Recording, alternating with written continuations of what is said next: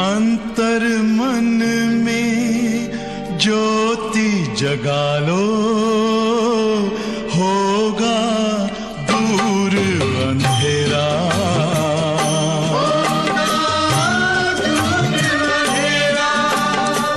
शिव का कर लो ध्यान, आ रहा पावन पुण्य सवेरा।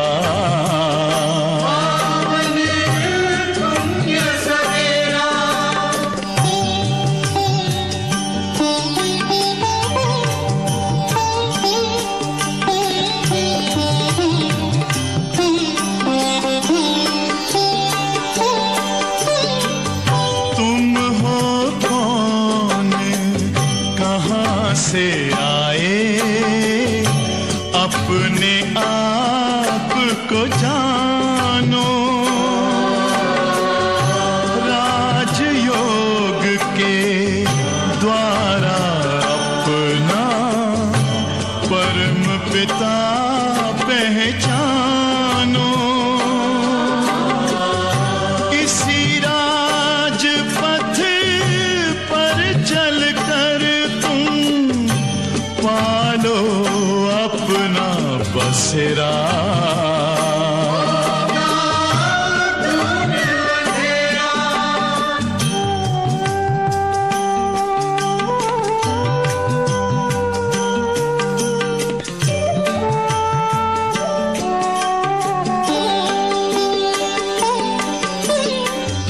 तुम हो आत्मा तन से न्यारे, परमात्मा को प्यारे। दिव्य गुणों को धारण करके योगी बनो दुलारे। ज्योति बिंदु ही तोड़ेगा ये माया का घेरा।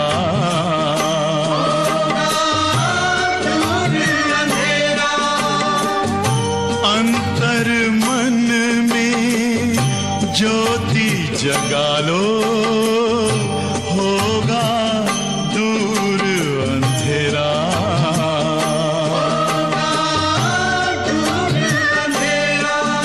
ओम शांति, ओम शांति, ओम शांति।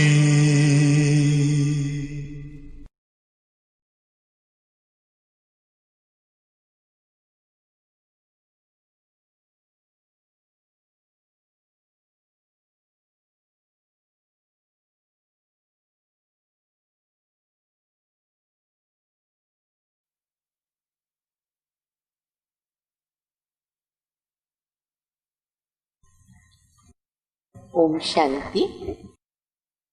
मुरली की तारीख है 18/11/2020। बाबा कहते, बच्चे सत्य बाप सत्य ज्ञान सुनाकर हमें सत्य देवता बनाते। हम ऐसे देवता बन जाते हैं कि सतयुग में हमारे से कोई भी कर्म विकर्म नहीं हो।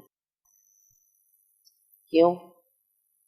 बहुत अच्छा राज बाबा बता रहे, क्योंकि सत्य बाप से वरदान प्राप्त होता है,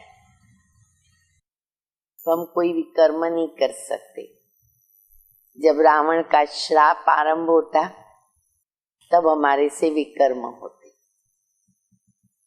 तो सत्य बाप हमें सत्य देवता बना रहे हैं। हमें ये याद रखना है और अपनी चेकिंग करनी है कि देवता बनने के लायक हम कहाँ तक बने हैं, कितने दिव्य गुणों को हमने अपनाया, धारण किया, कितने बाकी हैं, योग से कितने विकर्म विनाश किए हैं, आत्मा हमारी कितनी पवित्र बनी है, क्योंकि उस पवित्र बनने बगैर हम बाबा के साथ घर जा नहीं सकते हैं। तो इसीलिए ये अटेंशन पुरुषार्थ में देना बहुत ही जरूरी है। तो बाबा की मुरली सुनेंगे। मीठे बच्चे, अभी तुम सत्य बाप द्वारा सत्य देवता बन रहे हो। सत्य बाप द्वारा सत्य देवता बन रहे हो, इसलिए सतयुग में सत्संग करने की जरूरत नहीं। भक्ति मार्ग में दुखी होते तो सत्संग चालू हो जाते हैं।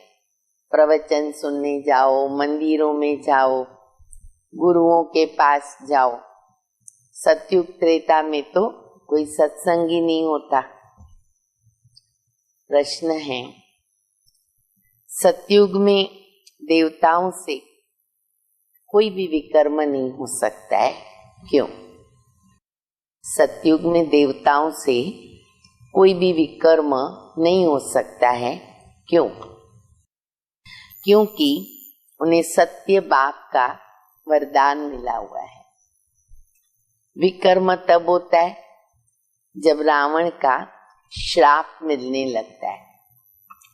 सतयुग त्रेता में तो सदगति है, उस समय दुर्गति का नाम ही नहीं है, विकारी नहीं है जो विकर्म हो। द्वापर कलयुग में सबकी दुर्गति हो जाती है तो विकर्म होते रहते हैं। तो ये भी समझने की बात है। कर्म अकर्म विकर्म की गति बड़ी गुह्य है। हम सभी बच्चों को बाबा ने बताई है, लेकिन समझने वाले हम सभी बच्चे नंबरवार हैं और उसको समझना बहुत जरूरी है। जब कर्म अकर्म विकर्म की गति को हम गहन रीति समझते हैं तो ऑटोमेटिकली हमारे कर्म जो है वो श्रेष्ठ होते हैं, क्योंकि हम अलर्ट रहते, सावधान रहते हैं। ओम शांति। मीठे मीठे रूहानी बच्चों प्रति बाप बैठ समझाते हैं। वह सुप्रीम बाप भी है, सुप्रीम टीचर भी है और सुप्रीम सतगुरु भी है। जैसे बाबा ने कहा ना, सुप्रीम शब्द बच्चे भूल जाते हैं, सुप्रीम डालना बहुत जरूरी है। और ये तीनों जो संबंध है ना, वो पल पल हमें याद रखने हैं, क्योंकि इनका संबंध पुरुषार्थ में हर बात में आता है। पढ़ना, लक्ष्य को याद रखना, लक्षणों के ऊपर अटेंशन देना, आत्मा को पावन बनाना, शुद्ध बनाना, तो तीनों संबंध पल पल हमको पुरुषार्थ में निभाने होते हैं और फिर प्राप्ति करनी होती है। तो बाबा कहते बच्चे, सुप्रीम बाप, सुप्रीम टीचर, सुप्रीम सतगुरु। बाबा की ऐसी महिमा बताने से ऑटोमेटिकली सिद्ध हो जाता है कि कृष्ण किसी का बाप नहीं हो सकता। वह तो छोटा बच्चा है, सतयुग का प्रिंस है, और बाप है बापू का बाप, सत्य बाप, सुप्रीम बाप। वो टीचर भी तो नहीं हो सकता। खुद ही बैठकर टीचर से पढ़ते हैं बच्चे। सतयुग में भी जो राज विद्या है, संगीत विद्या है, ड्राइंग सब्जेक्ट है, जो कुछ भी वहाँ की रस्म रिवाज है, उस हिसाब से पढ़ते हैं। गुरु तो वहाँ होता ही नहीं है, क्योंकि वहाँ सबकी सदगति हुई पड़ी है।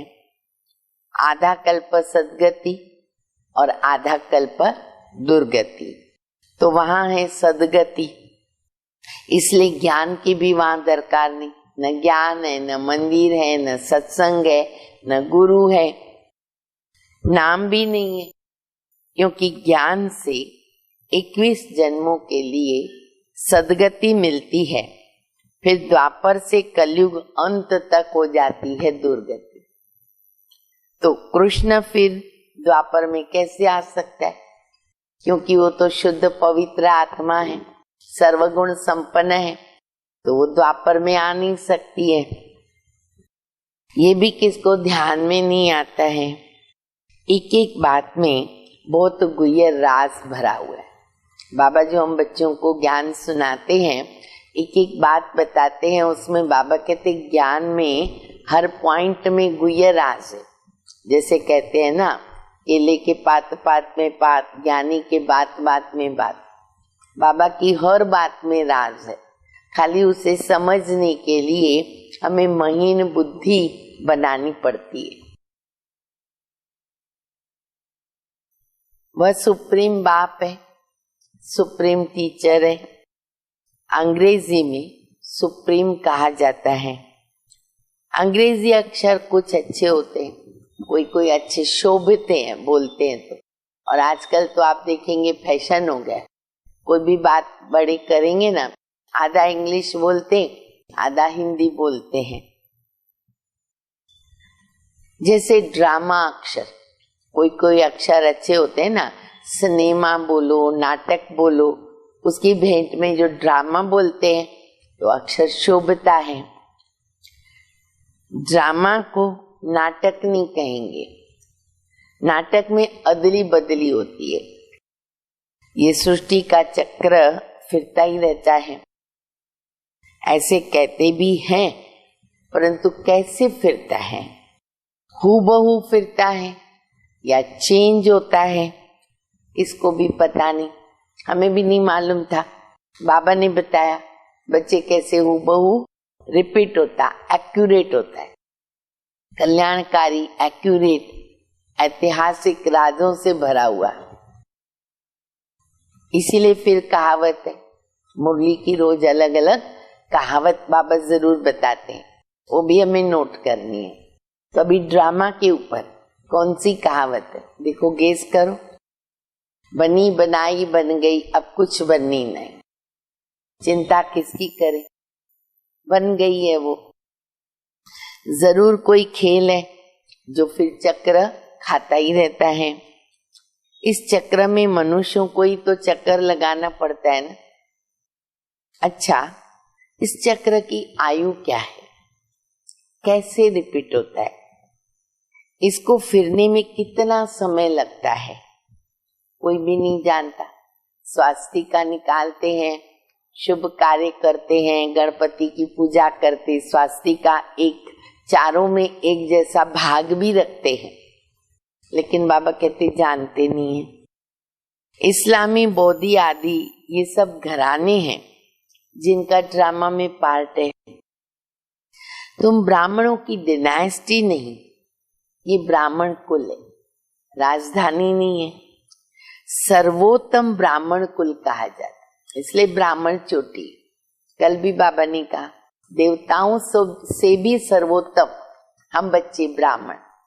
अभी हमारी महिमा भी भगवान आप समान कर देता है। शिव बाबा ज्ञान का सागर, हम बच्चे मास्टर ज्ञान के सागर, मास्टर सुख शांति आनंद प्रेम के सागर, मास्टर सर्वशक्तिमान। बाबा ने अपना टाइटल भी दे दिया, इतना बाबा हमको ऊंच बनाते। जब हम देवता बन जाएंगे थोड़ा नीचे आ जाते। देवताओं की महिमा सर्वगुण संपन्न, 16 कला संपूर्ण। अब जो सर्वगुण है तो अवगुण का मार्जिन है, 16 कला है तो कलाहीन होते हैं, संपूर्ण निर्विकारी है तो विकारी भी बनते हैं, तो फर्क पड़ जाता है। तो बाबा कहते देवताओं से भी ऊंचे ब्राह्मण। तो इसीलिए हम लोगों को, ब्राह्मणों को, उसका नशा, उसकी खुशी बहुत जरूरी है। और साथ साथ अटेंशन कि ब्राह्मण धर्म या ब्राह्मण घराना, ब्राह्मण कुल जो बाबा ने बनाया, उनकी मर्यादाएं क्या है, उनके नियम क्या है। और इसीलिए ब्राह्मणों को चोटी बताते हैं। उसके बाद हम नीचे आते हैं तो देवता कुल आता है। तो बाबा कहते हैं कि वो है सर्वोत्तम कुल। देवी देवताओं का भी कुल है, ये तो समझाना बहुत ही सहज है। सूक्ष्म वतन में फरिश्ते रहते हैं, वहां हड्डी मांस नहीं होता। और हम सब जानते कि सूक्ष्म वतन, उसका जो पार्ट है वो केवल संगम युग पर। सूक्ष्म वतन की स्थापना बाबा संगम युग के लिए करते हैं, बाकी तो वहां पर कोई विशेष पार्ट चलता नहीं है। तो वहां बाबा कहते हड्डी मांस नहीं रहता, आकारी दुनिया जिसको कहते हैं, फरिश्ते। देवताओं को तो हड्डी मांस है ना। ब्रह्मा सो विष्णु और विष्णु सो ब्रह्मा। विष्णु की नाभि कमल से ब्रह्मा क्यों दिखाया? सूक्ष्म वतन में तो ये बातें होती नहीं है। राज बाबा ने बताया कि वही ब्रह्मा सो विष्णु बनता, वही विष्णु 84 जन्म लेने के बाद ब्रह्मा बनता, इसलिए फिर बता दिया नाभि से निकलता है। तो बाबा कहते सूक्ष्म वतन में तो ये सब नहीं होता है ना, और ना ही जवाहरात आदि हो सकते हैं। इसीलिए ब्रह्मा को सफेद पोषधारी ब्राह्मण दिखाया। कभी भी आप देखो ब्रह्मा को बूढ़े रूप में दिखाएंगे, दाढ़ी वाला दिखाएंगे, बड़ी उम्र वाला दिखाएंगे। कभी भी ब्रह्मा के माता पिता नहीं बताएंगे, जन्म नहीं बताएंगे, बचपन नहीं बताएंगे। अब हमको तो पहले मालूम नहीं था, जब बाबा ने अभी ज्ञान दिया तब हमको सब राज समझ में आ गए। तो बाबा कहते हैं कि बहुत साधारण सिंपल वाइट बताया है, क्योंकि सूक्ष्म वतनवासी हैं ब्रह्मा व्यक्त बनते हैं। ब्रह्मा साधारण मनुष्य बहुत जन्मों के अंत में गरीब हुआ ना। कहाँ श्री नारायण विश्व का मालिक, और कहाँ देखो 84 जन्म लेने के बाद कहाँ पहुंचते हैं। तो इस समय खादी के कपड़े हैं। ये बेचारे समझते नहीं कि सूक्ष्म शरीर होता क्या है। तुमको बाप समझाते हैं कि वहां है फरिश्ते, वहां पर हड्डी मांस नहीं होता। ये 5 तत्वों का जो हड्डी मांस वो वहां नहीं होता। सूक्ष्म वतन में श्रृंगार आदि भी नहीं होना चाहिए, परंतु चित्रों में दिखाया है तो बाबा उनका साक्षात्कार करा देते और अर्थ समझाते। आशा पूरी करने के लिए बाबा साक्षात्कार करा देते। जैसे हनुमान का साक्षात्कार कराते हैं। अब हनुमान जैसा कोई मनुष्य थोड़ी होता है। बंदर दिखा दिया, वानर के रूप में दिखाया, पूंछ दिखाया। बाबा कहते ऐसे तो कोई होता नहीं है एक्चुअली देखा जाए तो। फिर गणपति का दिखाया। अब ऐसा तो कोई मनुष्य होता नहीं। भक्ति मार्ग में अनेक प्रकार के चित्र, इतने अथाह चित्र हैं, देखते ही रह जाओ। कोई कैसे पैदा हुआ, कोई कैसे पैदा हुआ, क्या क्या कहानियां भी बना दी है। जिनका विश्वास बैठ गया उनको ऐसा अगर कुछ बोलोगे ना तो वो बिगड़ पड़ेंगे। भाई ऐसा हनुमान था ही नहीं, गणपति था ही नहीं, तो उनको पसंद नहीं आएगा, क्योंकि उनमें श्रद्धा है, उनकी भावना भरी हुई है। देवियों आदि की कितनी पूजा करते, फिर डुबो देते हैं। अब ये सब है भक्ति मार्ग। भक्ति मार्ग के दलदल में गले तक डूबे हुए, इतना अंदर फंस गए, इतना फंस गए हैं, जो बाबा कहते गले तक डूब चुके हैं। तो अभी फिर उनको निकाले कैसे? निकालना ही मुश्किल हो जाता है। कोई तो औरों को निकालने के निमित्त बनकर खुद ही डूब जाते हैं। ऐसे कई बाबा के बच्चे बहुत अच्छा चले ज्ञान में, फिर दूसरों को समझाने लगे। दूसरे जो भक्ति मार्ग के अंदर दलदल में डूबे हुए हैं उसको निकालने लगे, तो वो निकल गए, लेकिन खुद फिर फंस जाते हैं। कान कान संशय आता, फिर वहां घुस जाते हैं। तो ये भी ड्रामा है। खुद गले तक दुबड़ में फंसते, अर्थात काम विकार में भी गिर पड़ते हैं बाबा का बनने के बाद। तो ये है सबसे बड़ी दुबड़, दलदल। सतयुग में तो ये बातें ही नहीं होती है। अभी तुम सत्य बाबा के द्वारा सत्य देवता बन रहे हो, फिर वहां तो सत्संग ही नहीं होगा। सत्संग तो यहाँ भक्ति मार्ग में करते रहते हैं। समझते कि सब ईश्वर के रूप, इतना पक्का बैठ गया है, भगवान सब में है, सारे भगवान के रूप है। कुछ भी नहीं समझते। बाबा बैठ समझाते हैं कलयुग में है सब पापात्मा है, सतयुग में है सब पुण्यात्माएं, रात दिन का फर्क है। तुम अभी संगम पर हो, कलयुग और सतयुग दोनों को जानते हो। मूल बात है इस पार से उस पार जाना। क्षीर सागर और विषय सागर का गायन, पर अर्थ नहीं जानते। कितना अच्छा बताते विष्णु को, शेष सैया सांपों की क्षीर सागर में आराम से बैठा हुआ, बेफिक्र बादशाह, कोई चिंता नहीं, कोई परवाह नहीं। तो प्रैक्टिकल हम बच्चों का यादगार है। विकार रूपी सांप के ऊपर हम बच्चे विजय प्राप्त करते और स्वर्ग में हम आराम से बेफिक्र राज्य करते, शेष सैया पर सोए हुए। पर कैसे बुद्धि में आएगा मालूम ही नहीं। तो बाबा कहते हैं बाबा बैठ कर्म अकर्म विकर्म का राज समझाते हैं। कर्म तो मनुष्य करते, कर्म तो 84 जन्म करना पड़ता है। आत्मा ने शरीर में प्रवेश किया, चुरपुर स्टार्ट, माना कर्म स्टार्ट। फिर कोई कर्म अकर्म होते और कोई कर्म विकर्म होते। रावण राज्य में सब कर्म विकर्म हो जाते और सतयुग में विकर्म ही नहीं होता, क्योंकि वहां राम राज्य है। बाबा से वरदान पाए हुए हैं। रावण देता है श्राप। ये सुख और दुख का खेल है ना। दुख में सब बाबा को याद करते, भगवान को याद करते। सुख में कोई याद ही नहीं करते, वहां विकारी नहीं होते हैं। बच्चों को समझाया है, सैपलिंग लगाते हैं। यह सैपलिंग लगाने की रस्म भी ना अभी पड़ी है। जो भी कर्म है दुनिया में सब हमारे एक्यूरेट यादगार हैं संगम युग। जो हम बच्चे संगम युग में कर्म करते हैं उसका वो यादगार चलता है। तो बाबा कहते इसलिए सैपलिंग लगाने की रस्म पड़ी हुई है। बाप ने सैपलिंग लगाना शुरू किया। आगे जब ब्रिटिश गवर्नमेंट थी तो कभी अखबार में नहीं पढ़ता था कि झाड़ों को सैपलिंग लगाते।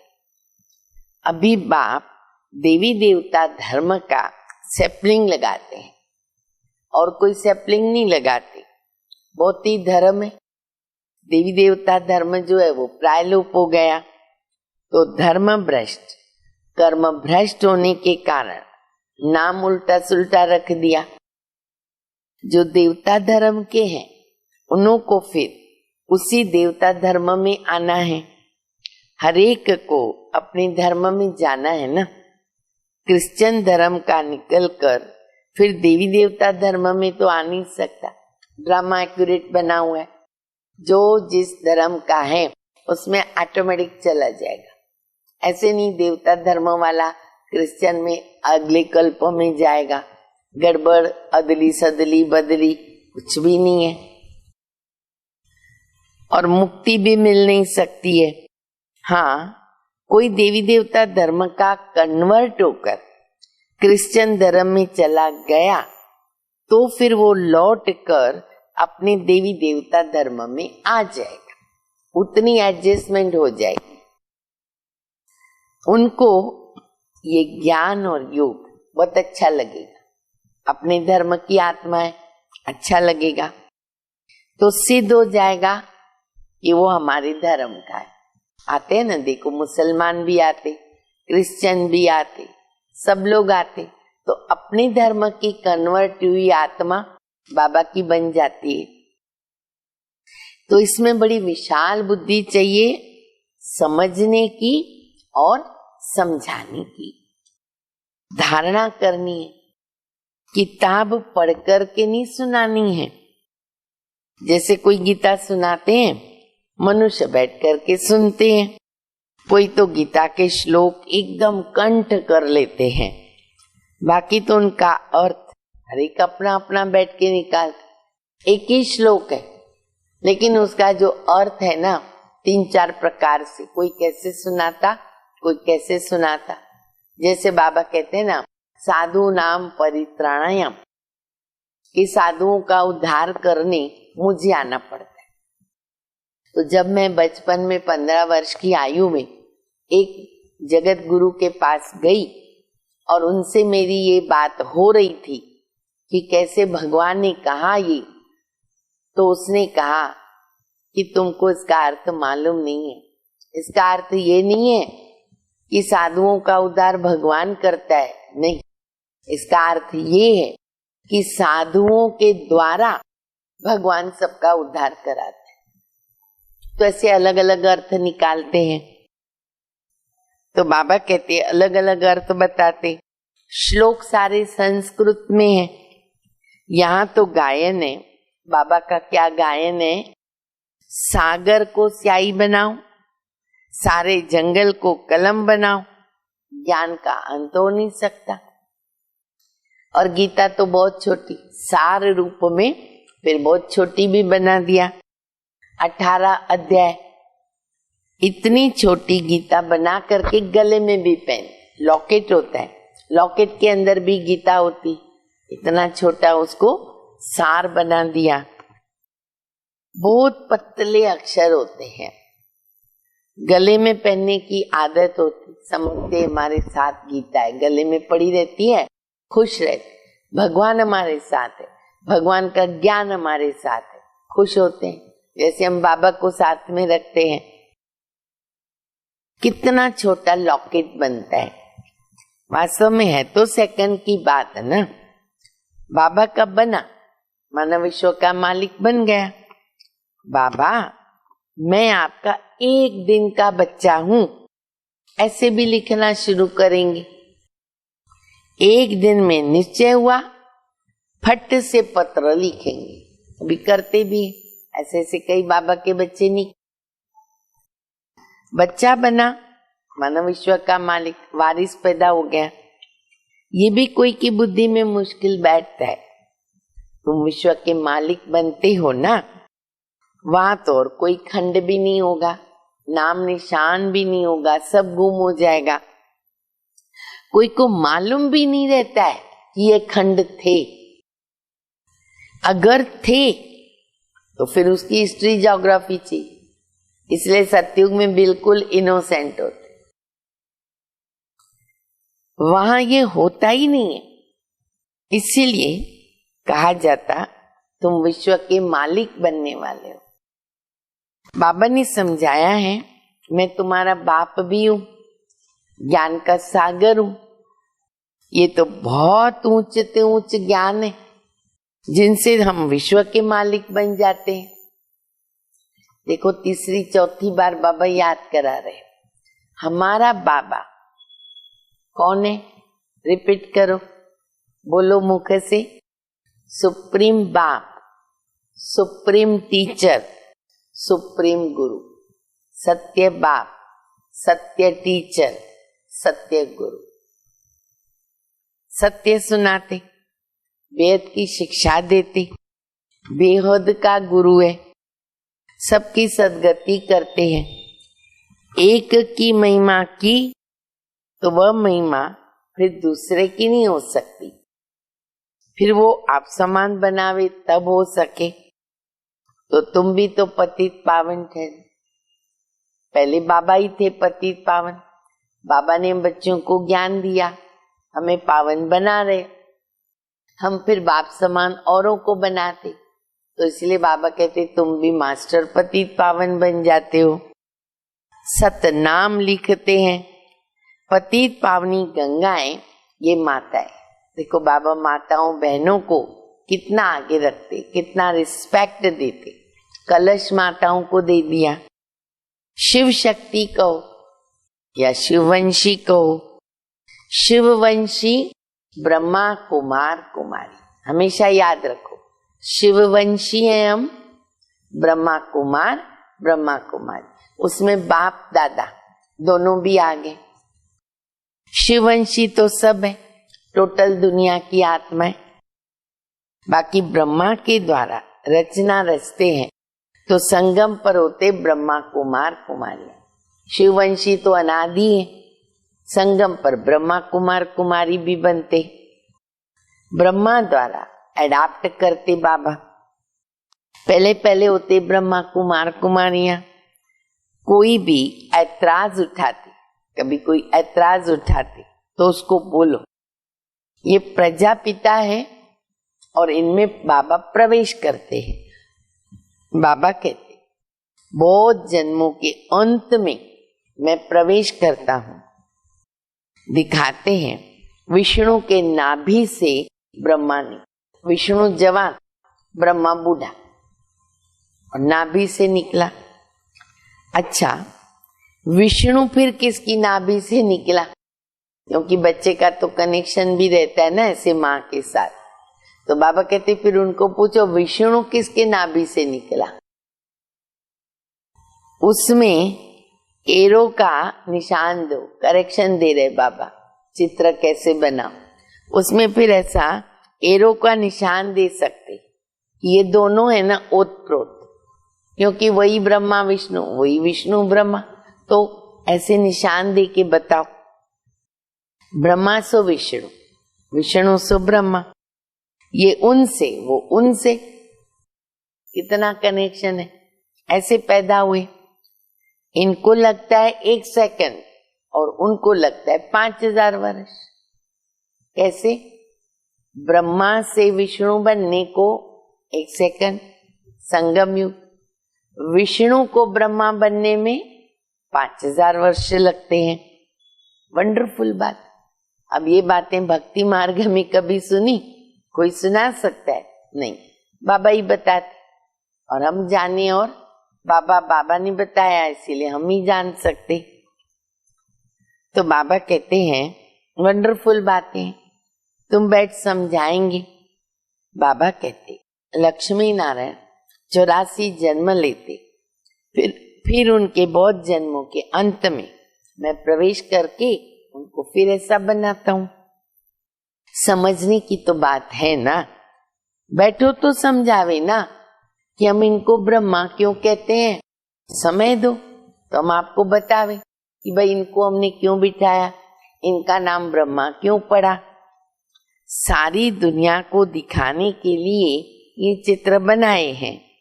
हम समझा सकते हैं, समझने वाले समझेंगे, न समझने वाले के लिए कहेंगे कि हमारे कुल का ही नहीं।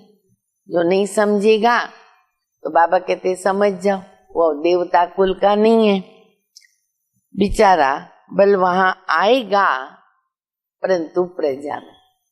अभी ज्ञान जो सुन लिया उसको स्वर्ग में आना पड़ेगा, लास्ट भी करके प्रजा में आ जाएगा। हमारे लिए तो सब बेचारे हैं ना, आर्फन है ना। गरीब को ना बेचारा कहा जाता, बेचारा गरीब है ऐसे बोलते हैं ना, इसलिए हमको कोई बेचारा नहीं बोले। आपको कोई बोले बेचारा बेचारी, बोलो नहीं, 3 बाप की मैं बच्ची हूँ, बच्चा हूँ, बेचारा काय का। कितनी पॉइंट्स बच्चों को धारण करनी है, भाषण करना होता है टॉपिक्स के ऊपर। अब ये टॉपिक कोई कम है क्या? प्रजापिता ब्रह्मा और सरस्वती। देखो बाबा भाषण की भी पॉइंट्स देते, टॉपिक भी बताते। ब्रह्मा और सरस्वती 4 भुजाएं दिखाते। 2 भुजा बेटी की हो गई, युगल नहीं है ना सरस्वती। युगल तो वास्तव में विष्णु है, ब्रह्मा, लक्ष्मी और नारायण। ब्रह्मा की बेटी है सरस्वती, और शंकर को भी युगल नहीं है ना, तो शिव शंकर को मिला दिया। अब शंकर क्या करता? विनाश तो एटॉमिक बॉम्ब से हो जाता है। बाप कैसे बैठ बच्चों का मौत कराएगा? शंकर ने विनाश किया। बाबा कहते नहीं बच्चे, और बाप भी कैसे विनाश कराएगा? बाप बच्चों का मौत करावे ये तो पाप लग जाएगा, पाप हो जाएगा। बाप तो और ही सबको शांति धाम ले जाते, वापस मुक्ति दे देते, बंधन से छुड़ाते, और वो भी बिगर मेहनत, हिसाब किताब चुकतू कर घर जाते, क्योंकि कयामत का समय है। बाप आते ही हैं सर्विस पर, सबको सदगति दे देते हैं। तुम भी पहले गति में और फिर सदगति में जाएंगे। अब ये बातें समझने की है। इन बातों को ना जरा भी कोई नहीं जानता। तुम देखते हो कोई तो बहुत ही माथा खपाते हैं ना, फिर भी समझते हैं, छोड़ेंगे नहीं, डिस्कस करेंगे, फिर माथा कपाते हैं, समझते नहीं। जो कुछ अच्छा समझने वाला होगा वो आकर के समझेंगे। बोलो, एक एक बात पर समझना है ना, टाइम दो। ऐसे कैसे जल्दी बता देंगे, टाइम दो। यहाँ तो सिर्फ हुक्म है, सबको बाप का परिचय दो। यही हुक्म है, सबको बाबा का परिचय दो। ये कांटों का जंगल है, क्योंकि सब एक दो को दुख देते रहते हैं। हमको दुखधाम, इनको कहते दुखधाम। सतयुग है सुखधाम। दुखधाम से सुखधाम कैसे बनता, एक तुमको समझाते हैं हम।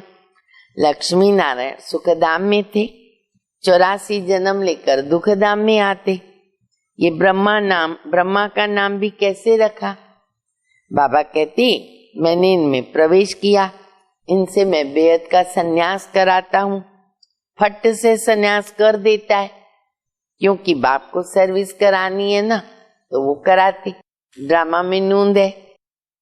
इनके पिछाड़ी बहुत निकले, जिनका नाम भी रखा बाबा ने, सब हमारी दादियां। वह लोग फिर बिल्ली के पुंगरे बैठ के दिखाते हैं।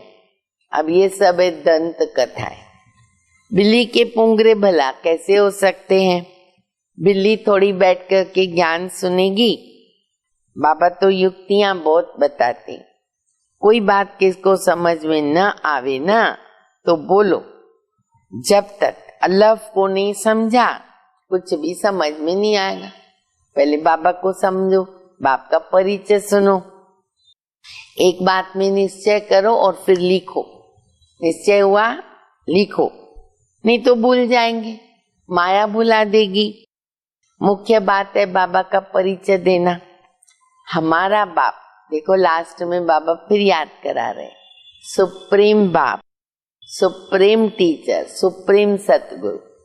सुप्रीम टीचर सारे विश्व के आद मध्य अंत का राज बताते हैं, समझाते हैं, जिनका पता किसी को भी नहीं है। इस समझाने में भी तो टाइम चाहिए ना। जब तक बाप को नहीं समझाना तब तक प्रश्न उठते ही रहेंगे। कल भी बाबा ने कहा पक्का कराओ बाबा का परिचय, नहीं तो प्रश्न करता रहेगा। अलफ नहीं समझा, बे क्या समझेगा? ए नहीं समझा, बी क्या समझेगा? मुफ्त संशय उठाते रहेंगे, ऐसे क्यों, वैसे क्यों। शास्त्रों में तो ऐसे कहते हैं। इसलिए सबसे अच्छी बात है पहले बाबा का परिचय दो। बाबा का परिचय उसने सुन लिया, उसको बराबर लगा, अच्छा लगा, थोड़ा निश्चय बैठा, फिर वो आगे की बात समझेगा। ठीक है? अच्छा, मीठे मीठे सिखिलते बच्चों प्रति माता पिता बाप दादा का याद प्यार। Good morning. रूहानी बाप की रूहानी बच्चों को नमस्ते। हम रूहानी बच्चों की रूहानी बाप को, माता पिता बाप दादा को याद प्यार, गुड मॉर्निंग और नमस्ते। धारणा के लिए मुख्य सार है पहला, कर्म अकर्म और विकर्म की गुह्य गति को बुद्धि में रखकर कोई विकर्म नहीं करना है। ज्ञान और योग की धारणा करके दूसरों को सुनाना है।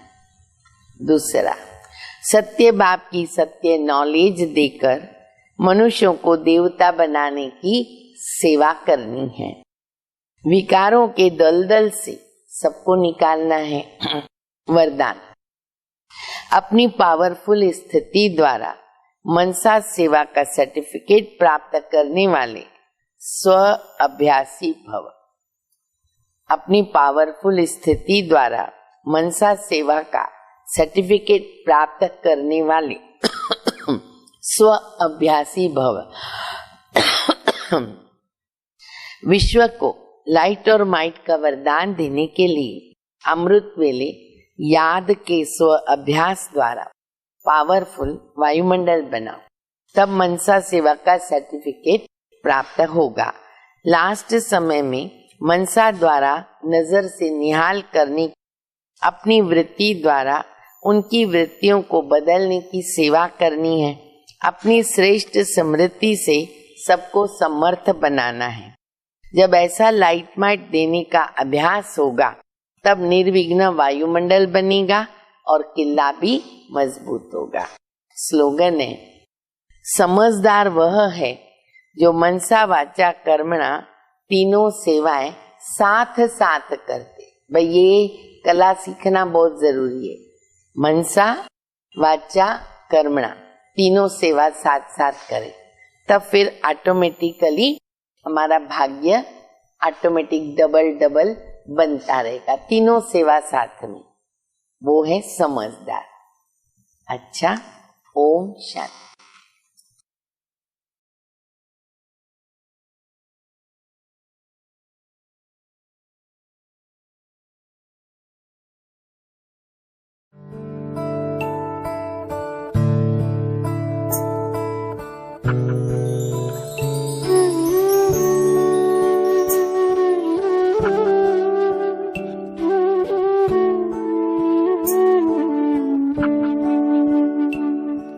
बाबा तुम कितने अच्छे हो, बाबा तुम कितने प्यारे हो।